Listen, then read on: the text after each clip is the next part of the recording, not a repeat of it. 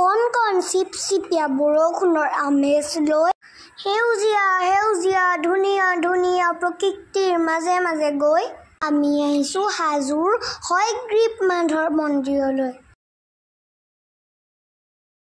Guys, আজি মই নামঘৰলৈ আহিছোঁ। আন্টি, আমি মন্দিৰলৈ গৈ আছোঁ না। এয়া মাধৱ মন্দিৰলৈ উঠি যোৱা চিৰি যে ইমান ওখ মই ভাবিয়ে পোৱা নাছিলোঁ। গৈ পাওঁতে মই এটা খেলনাহে কিনি লৈছোঁ দেই ৰাইজ। মন্দিৰলৈ উঠি গৈ আমি চাকি বন্তি জ্বলালোঁ, জগন্নাথ মহাপ্ৰভুক দৰ্শন কৰিলোঁ। তাৰপিছত আমি মাধৱ মন্দিৰ প্ৰদক্ষিণ কৰিলোঁ।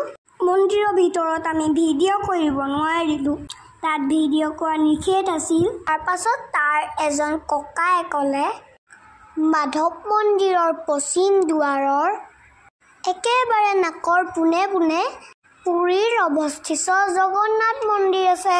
আমি সেয়ে মহাপ্ৰভুৰ প্ৰতিও মূৰ দোৱালোঁ। তাৰপিছত আমি তাৰ পৰা ওলাই আহিলোঁ। তাৰপিছত পাহাৰৰ একা বেকা ৰাস্তাৰে গৈ আমি পুৱামক্কা পালোঁগৈ। পুৱামক্কা দৰ্শন কৰিলোঁ। পুৱামক্কাৰ পৰা উভতি আহোঁতে এই ককাজনক লগ পালোঁ। দেখি ইমান বেয়া লাগিল। মা, মই, কবিতা আন্টি, ড্ৰাইভাৰ আংকুল সকলোৱে মিলি ককাজনক অকণমান সহায় কৰি আহিলোঁ। আজিলৈ বাই বাই।